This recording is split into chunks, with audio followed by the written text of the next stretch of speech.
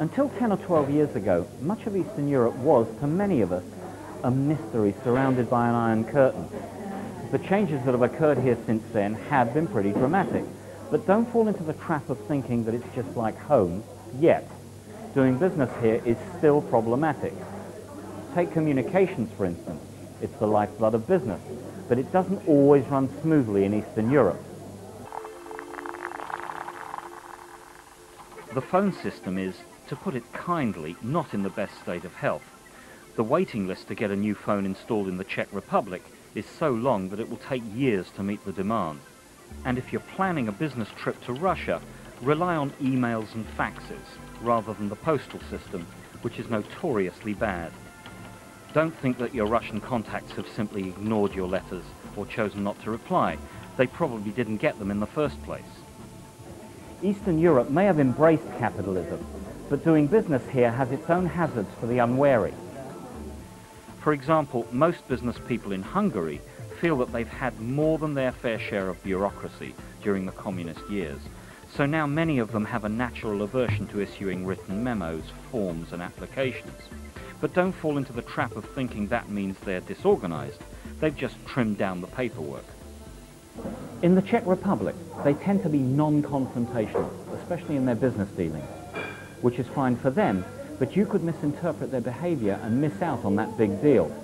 Watch for the danger signs when negotiating with them. If your Czech contact lowers their eyes and goes silent on you, it's time to panic.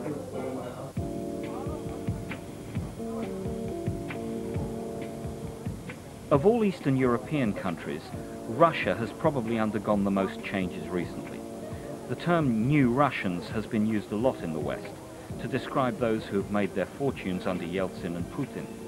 But never use that term if you're doing business in Russia. At home, many of those Russians who have made huge profits are viewed with jealousy and irritation. The phrase New Russian has become something of an insult.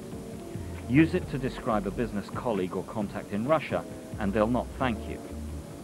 Although a lot has changed in Russia, some things haven't. Many aspects of behavior used in the old Romanov court are still in evidence today. Older Russians still consider it gallant to kiss a woman's hand on meeting. It's viewed as a sign of respect towards the recipient, not of a cavalier attitude to the weaker sex. They're very big on shaking hands too. Amongst male colleagues, a firm handshake on greeting and departing is customary, but only shake hands with female colleagues when you first meet them. And like the Japanese, the Russians love business cards, and the more letters you have after your name, the better. Be careful though when dealing with Russians, because often such formality doesn't extend to timekeeping. I know an American who was invited to a meal in a Russian home and arranged to meet his hostess at 7 o'clock at the local metro station. When the hostess arrived at 7:20, having been delayed by traffic, her guest had gone. That ended their acquaintance and any further business dealings. He thought that his hostess's lateness was inexcusable. She thought that his refusal to wait was the height of bad manners. In Russia, being 15 or 20 minutes late doesn't really equate to actually being late. Rank is extremely important in the Russian business environment. Don't expect your next sales meeting to be held in the company canteen.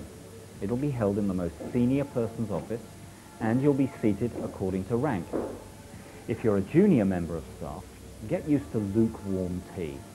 That's because your superiors will be served refreshments well before you will. Bonding with your Czech colleagues tends to be a far less formal affair. In fact, one which could lead to a severe hangover. Many business relationships there are formed in the pub after work, and if you're involved, don't expect to be able to duck out after the first round of drinks. That would be the ultimate insult to your new colleagues, who set great store on friendliness and establishing a cordial atmosphere. If you really don't want your head to suffer the next day, stay and order coffee instead. To the Czechs, it's your presence that's important, not your alcohol intake. And before I go, a word about smoking. Let's put it this way, when it comes to cigarettes, most of Eastern Europe is a nicotine dream. In every Ukrainian restaurant there are two sections. There's smoking and there's chain smoking. So a word of advice, don't ever expect to be asked if you mind someone else smoking. And if you are, never say yes.